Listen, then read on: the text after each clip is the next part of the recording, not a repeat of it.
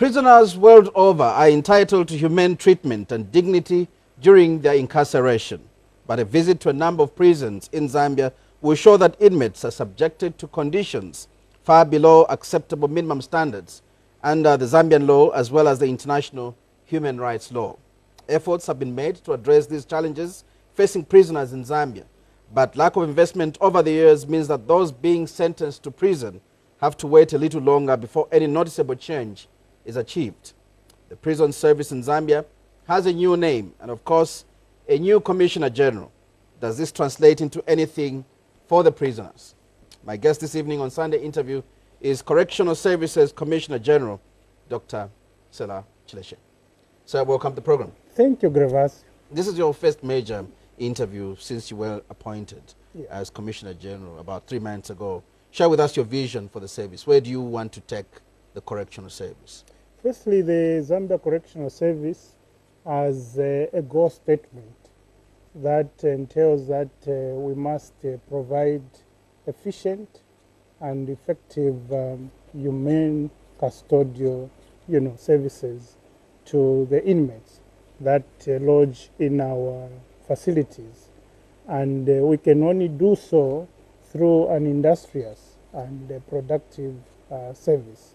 So basically, that is the core value and the core function of the correctional service. So the statement itself is well packed to actually make sure that we provide the humane, and the humane can be like you rightly say that the inmates are provided with enough sleeping space, coverings in terms of beddings.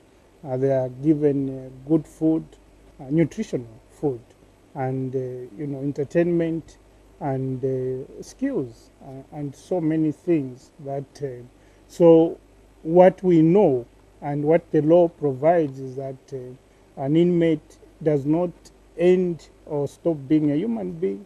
They are just moved away from the community where they were before because they've come in conflict with the law.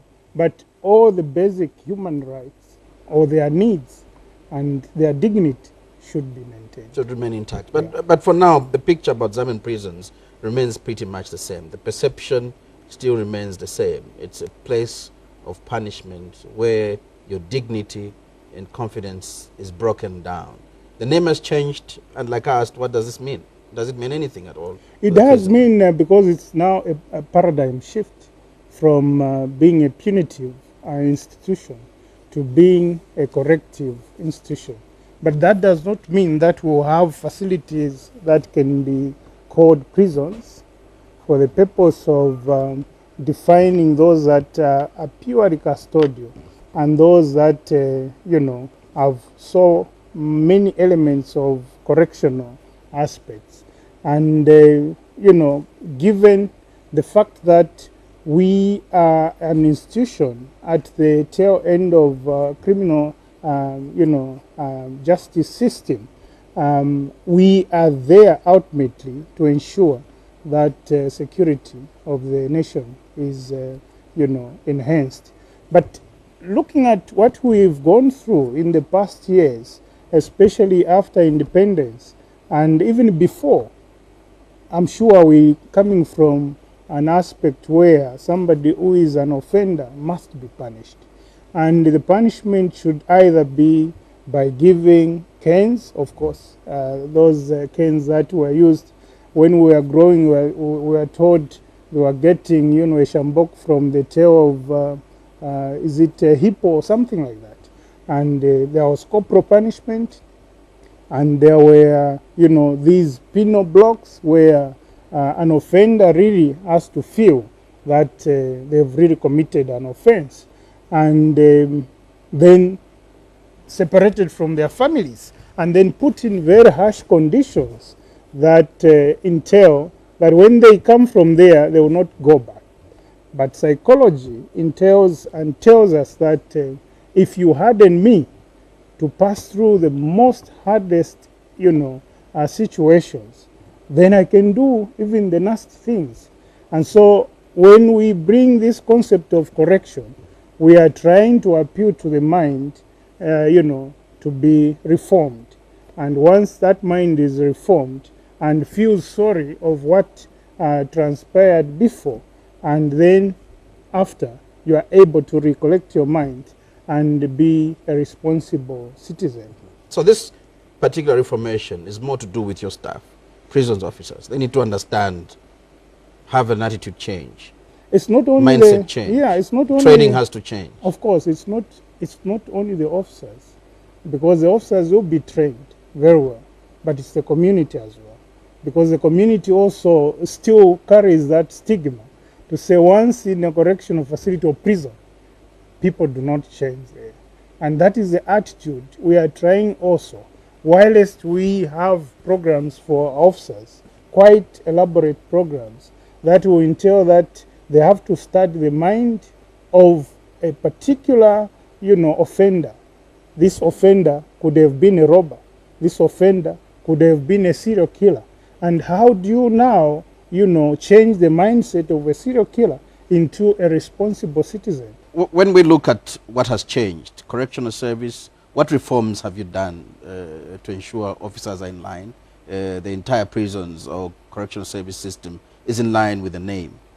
Yeah, firstly, we're looking at the curriculum at the training school or college for the recruits and the officers that we are training, so that they're in conformity with the change of the name and the rebranding of the prison into correctional service.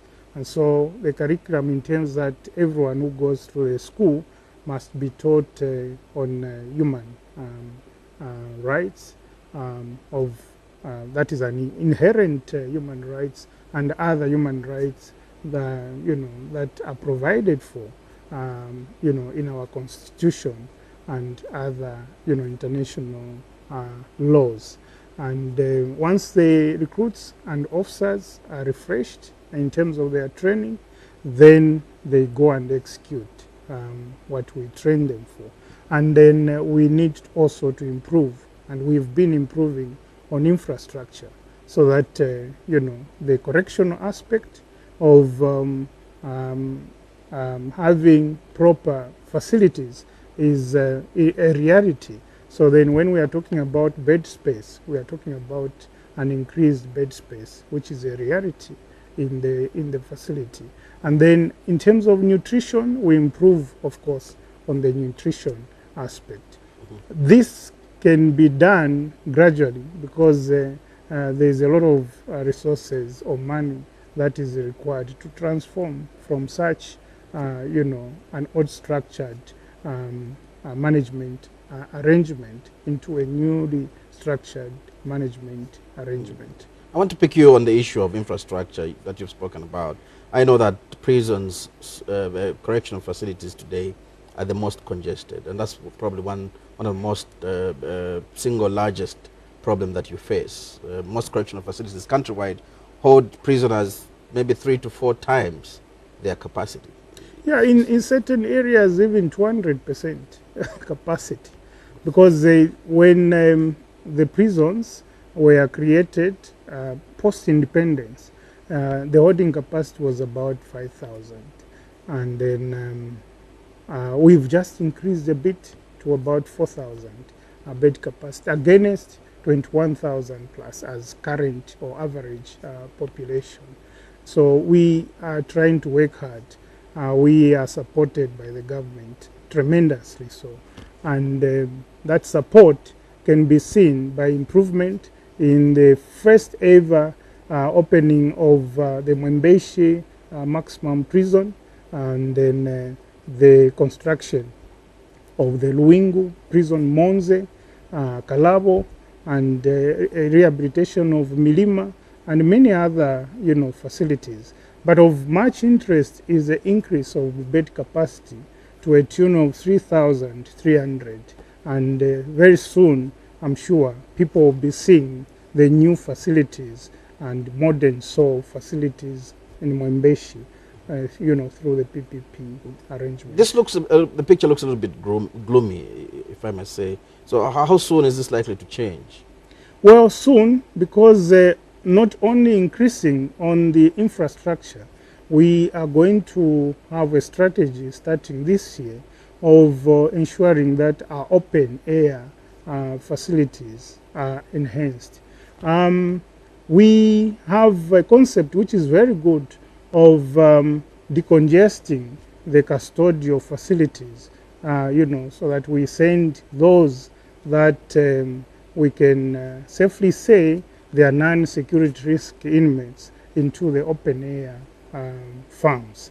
And what we are going to do this year is to construct cells or dormitories so that these inmates who are moving from these custodial facilities go into the open air. Open air does not mean they are free moving or whatever. There are also security conditions there. But what it entails is that there is enough space and people are productive and they are able to interact in a way different from these smaller units. Like I said, most of these correctional facilities or prisons were actually built before independence, and their structures remain the same. And so we've neglected our prisons for a long time. We can say yes, and we at times do not appreciate what it entails to have these facilities well, set and well constructed.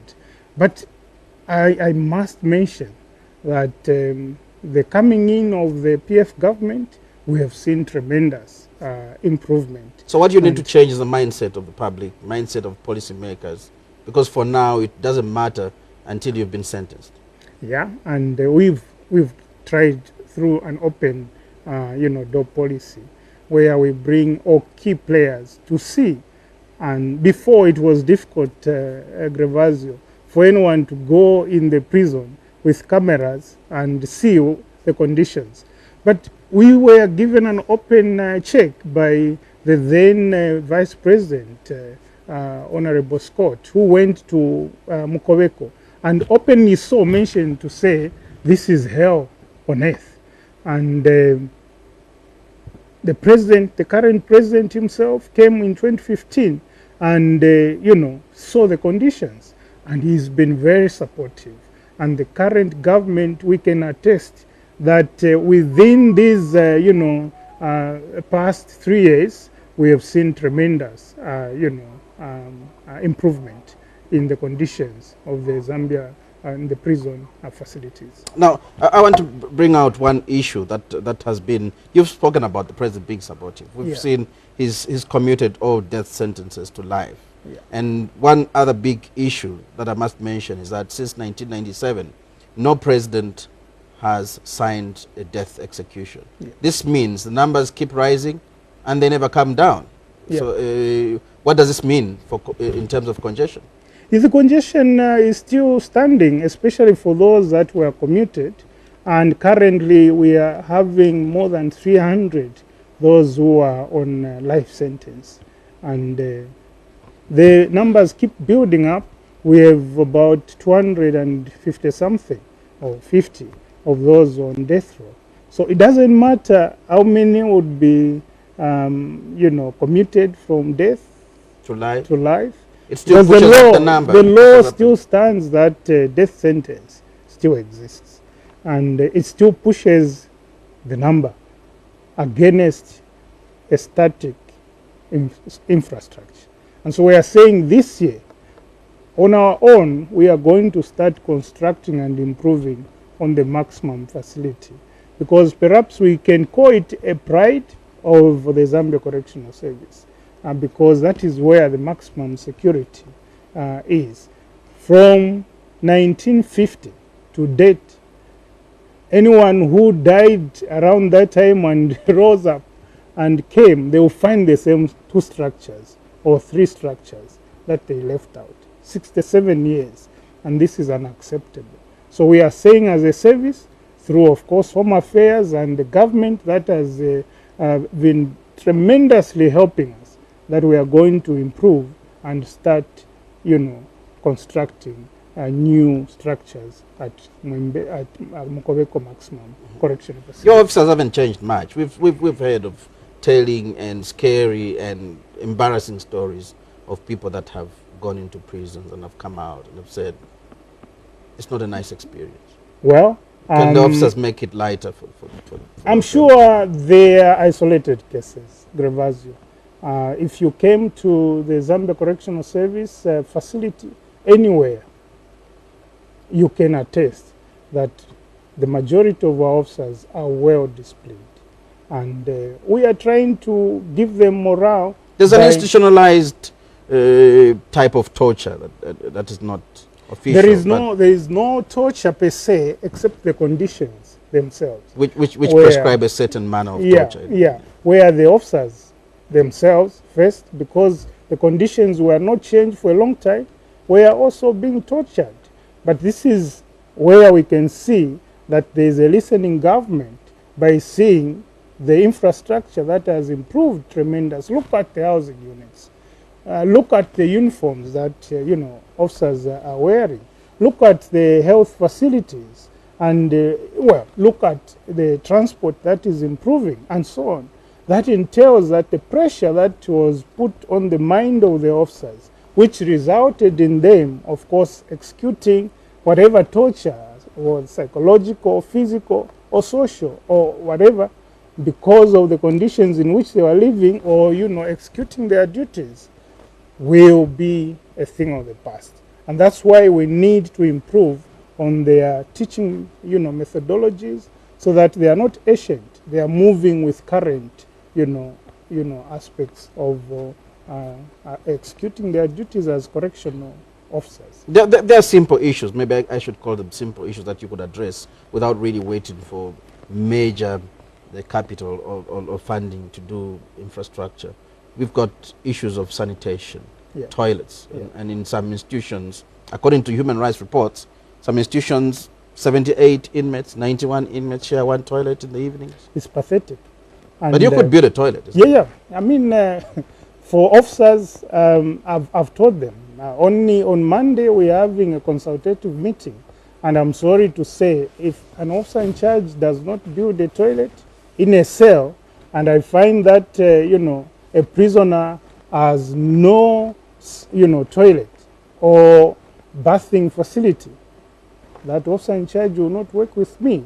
Equally the regional commanders, equally the directors, because you cannot expose a human being to the extent where they cannot go and open their bowels. It was pathetic at Mukobeko Maximum Grevazio, where I found there were only 5 toilets, 5 in one block, the other 5 in the other block, and it was catering for 2,000 inmates. And so, and sometimes it had no running water. Yeah, most of the time. Most of the time. And it was not acceptable. So I told the officer in charge, of course, my boss was there that time, Mr. Pesikango Chato, who did tremendous work. And we constructed, using our own resources, 26 toilets. If you go to Maximum today, and I think the inmates can attest to that, there are no lines.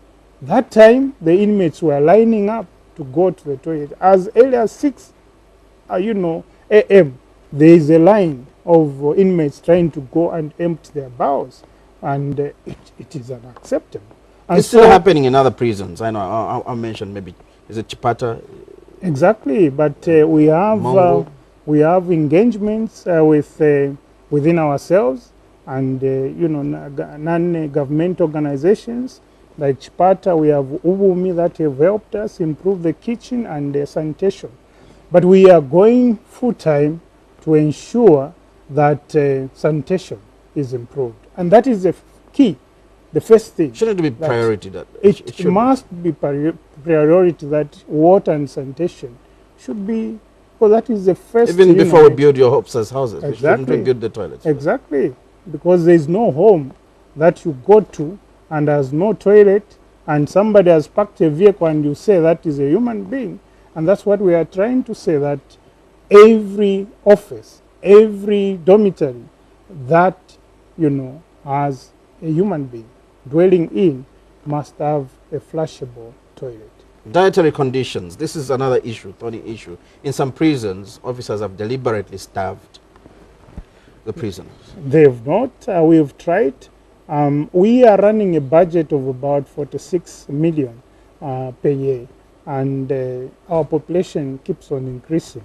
And the pricing units for various commodities keep on increasing. So we try to work and feed our inmates within that amount. But we are trying to address that. And by coming in and with hard-working officers, we will try to feed our prisoners. There are reports outside the 2013, probably maybe outdated, but let me cite it. It still sits there out there in the public, that at one of the prisons, the inmates were given a double portion of lunch and supper at the same time. That's during lunchtime. Yeah. No, those are facts that are there Has on it the changed? ground. In some areas, there's change.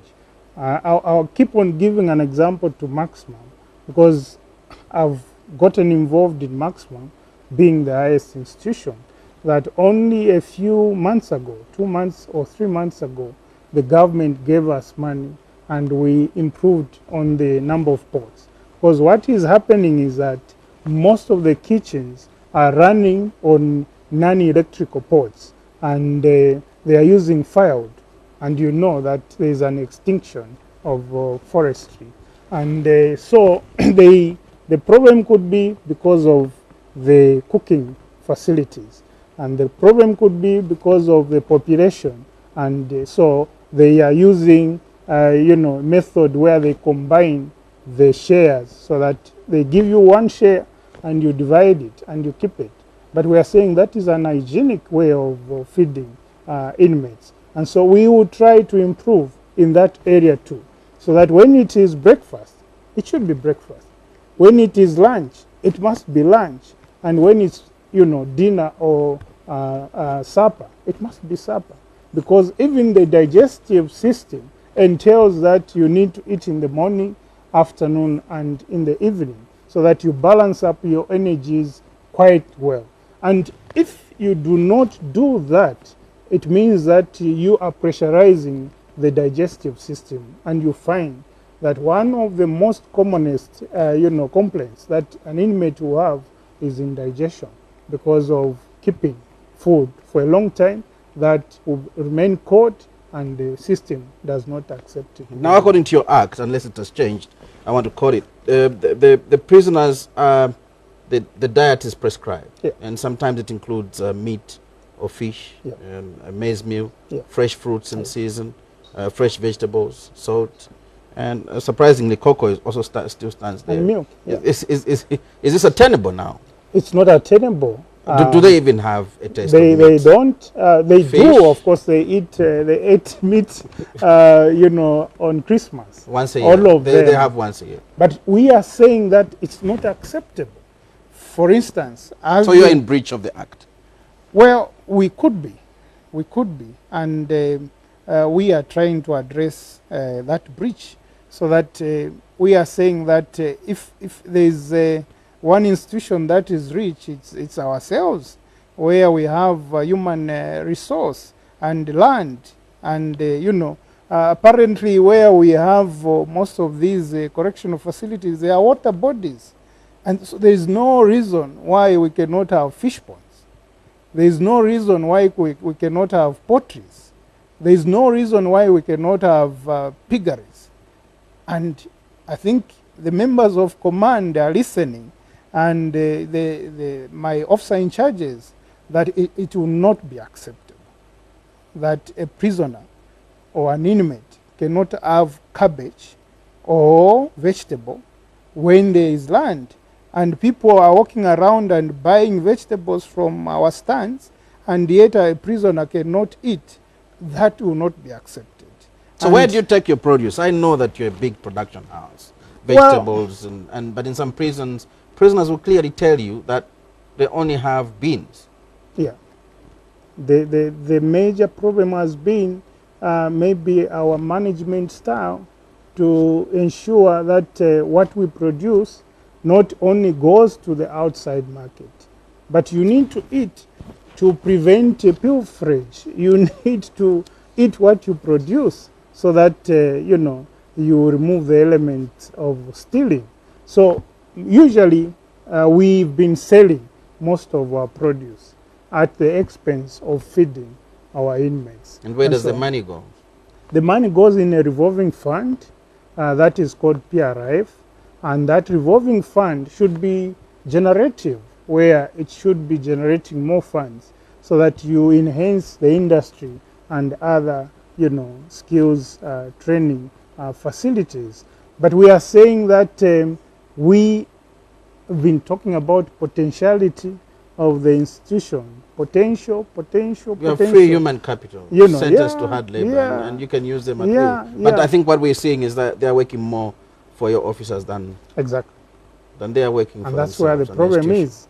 Not only officers, perhaps we are abusing the system of what we call hobbies, where people go out, do their labor, and then at the end of it all, they don't see where their labor goes. But we are trying to say we need to address this so that when I put in my labor, I'm able to earn something from my labor. And then that will be an encouragement to me to do even more. Even to the officers, we are saying that if you are at a farm and you produce, you must see the earnings and improve, you know, on the infrastructure, the officers' welfare within the locality or the environment. And the welfare of the inmates. Let's look at the issue of diseases. I know this is also another big problem. Biggest, topping the agenda, skin diseases, tuberculosis. You're a medical doctor by profession. How big is this problem?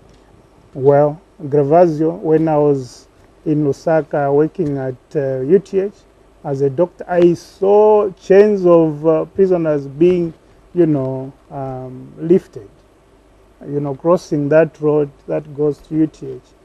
But go and stand there, you'll see maybe one inmate being taken to UTH.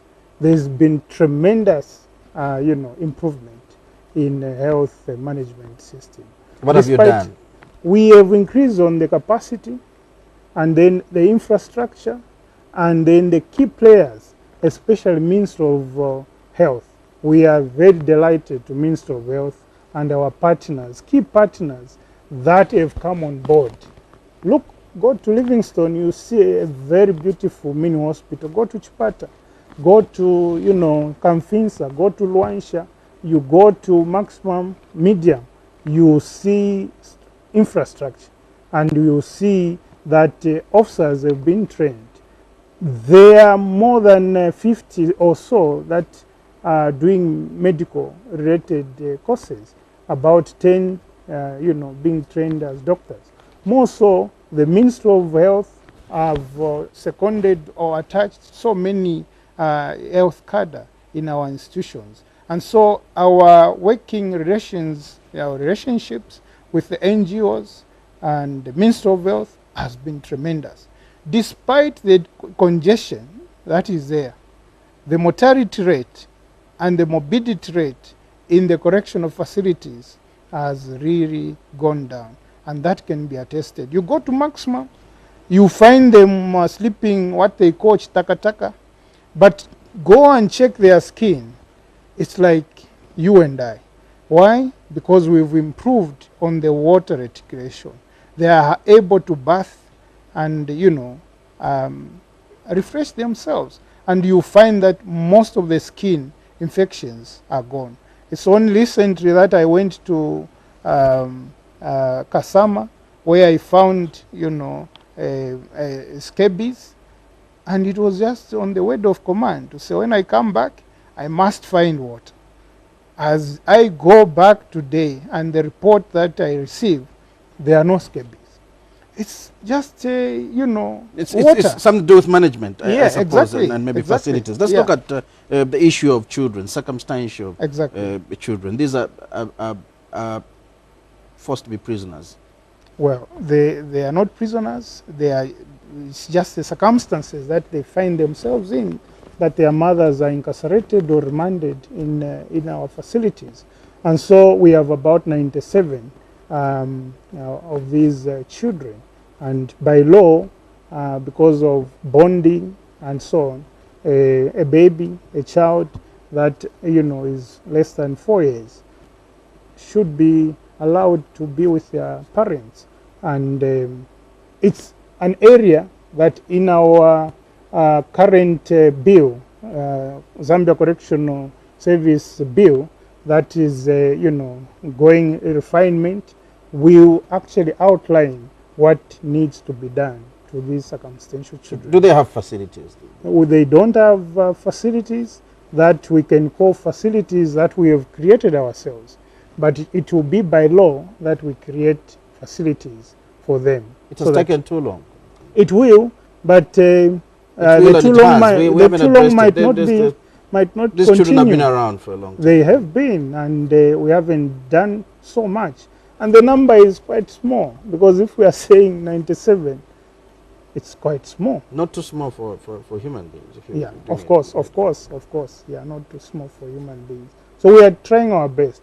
But if you went to other facilities, we are actually thanking especially faith-based organizations and others, the Millions, Mother of Millions, and many others that have come on board, that have even gone to the extent of constructing nursery schools for these kids. Let's look at the correctional aspect of prisoners. It's very contentious, the debate that probably the fact that we have a number of prisoners, some of them even pardoned by the president, who have gone ahead, committed similar offenses or probably different offenses, and are back knocking at your door to be your members again as inmates. Does it indict you as failing to correct them? It does, but I can give you statistics that out of 10 that will go out of our facility, maybe only 1 will come out. But especially those that we know are perpetual offenders, minor offenses, we do not recommend them for amnesty or otherwise. But for these that have stayed with us and we have kept them, and they've gone through reformation and rehabilitation, if 10 of them came out, maybe 1 may come back. So it's a very good score. I think more than 90% is good enough. And we are not ashamed to say that those that we are going to recommend for amnesty and those that we are going to recommend for His Excellency's prerogative of mercy, we have done enough scrutiny and we are sure that they are not a security risk. I would elaborate and give a picture that I think is very positive, that we have cases where a person would have been called a robber, and committed robbery and murder, and they stayed in our facilities for a long time, and we've given them our programs from entry to exit. They've never come back. And we are appealing to even NGOs, especially cases that, border on defilement and other related sexual offenses. We know that people, especially Zambians, are not perpetual offenders. They could have done one act, they will not do the same act again. Zambians are peace-loving, and we have seen that even in our inmates that have, cultivated that aspect. If you look around and see how our institutions are, like I said, they were made in pre-colonial and others slightly after independence. The security systems around them are so porous. But you will not hear there is a prison break or there is a mutiny or there is whatever. They are so calm. These are guys that you can go there and they are like, they were not there yesterday who could have committed they understand such an offense. their penalties and Exactly. before we move to your investments, as maybe as a finalizing point, I want you to address this issue of HIV/AIDS prevalence rate in the prisons and stories that continue to rise and come out of prisons that there's forced homosexuality. It could be there, where they are human beings. Nothing is 100%. We have been putting up mechanisms to help mitigate that problem. And the statistics that we have still stands at 27%. But that's an old statistics. But like I said... In terms of HIV prevalence? Yes, the prevalence rate. That was done in 2009, thereabout, and 2011 as well. And it still stood at that level, high. The fact is that, the truth is that the people that come through our institutions, most of them are from marginalized, populations. And you know what it entails. That when you are coming from marginalized or poverty-stricken, environments, that's where these infections mainly are. So you find that the majority that come in our institutions are already infected. And a small percentage could, have infection within the institutions. But in addressing all these, we have policies that we've put together to ensure that we screen, our inmates, voluntarily so, from HIV, TB, and then those that are found are actually put on treatment. I can proudly say, I think if you went to our institution, the 90-90-90 concept of the WHO has been made by our institution. And our officers are alive to the fact that they know that once one has HIV and in our environment that is not well conducive, the flaring of any infectious condition or diseases called opportunistic infections might, be an upswing. And we are trying the best. So far, so good. Within the correctional facility statistics, we can safely say the prevalence should be standing between 10 and 15.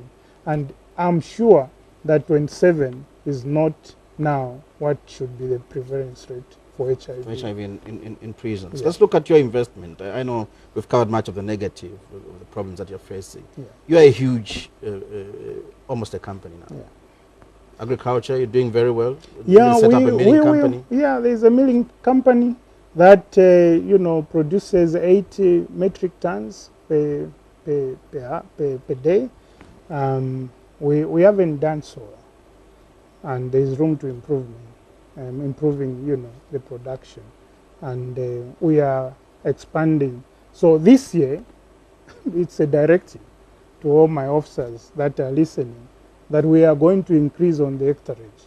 And I've said that we need to pull together our resources, our implements, in a farm that will be defined to be called a corrections farm. So agriculture, I've appointed the director in charge of agriculture to ensure that, one, we are going to open 25,000 hectares of land in Isoka and in Porokoso, where we are going to do ranching. And that we are going to open up Kitumba farm block, 4,000 hectares of land for maize. Additionally, we are having the irrigation programs that are, 1,400, which we are going to be, of course, producing, cash crops such as wheat, rice, soya beans, and, and other cash crops, apart from the maize that is our staple. Then I've appointed a director in charge of industry. We realize that we could be a superpower.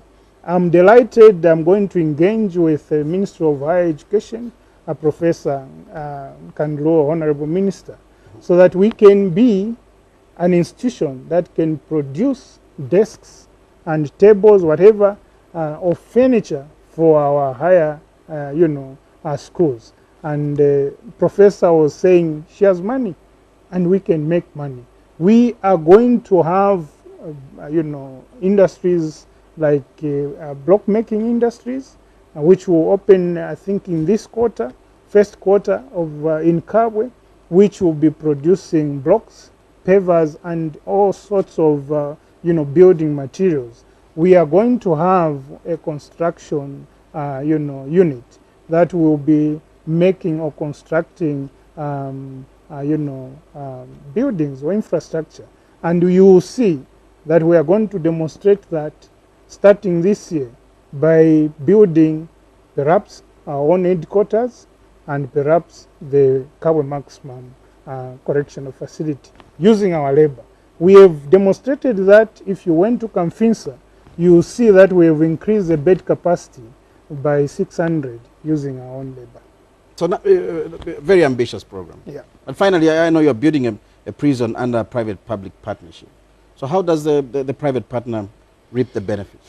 Well, it's an exchange of the land that we had, and we don't know what will happen there. But our interest is that we'll have a modern infrastructure, and modern infrastructure on a very expanded land, which will give us space to improve in terms of housing and all the amenities that are required. We were squeezed. For instance, I would give you an example of Kamwala. Kamwala has been encroached, and it's just you throw a stone, you are hitting a house or a shop. That cannot be a security facility such as a correction facility. You go to Chimbokaira, it has been encroached, surrounded, and when things are happening at the courts and correction, it's just chaotic. A correctional facility should be an area where the atmosphere is so conducive that when you are going there, it's a center of refuge where you reflect your mind, where you recapitulate and you are able to say, well, I came here to be corrected, not in that environment. So you'd rather these two prisons are moved?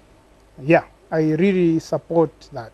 And what you will be seeing, I think that's what people will see. Let us create things that will make a little bit of modernity in places where we'll move. And that does not mean that we didn't like the environment, the people that we interacted with. But safe to say, once we are in Mwembeshi and other areas, I'm sure we are going to attract schools, we are going to attract modern shopping malls, we are going to attract the other governmental institutions. And that's how you develop towns. You cannot just pound yourselves in one area. And that's why His Excellency in his wisdom said the headquarters back to Kabwe. There is enough land. And we are there stationed very, strategically. And you will see how we are going to expand the facilities and make the correctional facility or, department a very good environment where people can come and, interact with us and in a nice way. Doctor, thank you so much for your time. Thank you, Gilles. That's all we have this evening on Sunday Interview, and our guest was Correctional Services Commissioner General, Dr. Selach Leshe. I'll be back next week sometime. Pleasant viewing.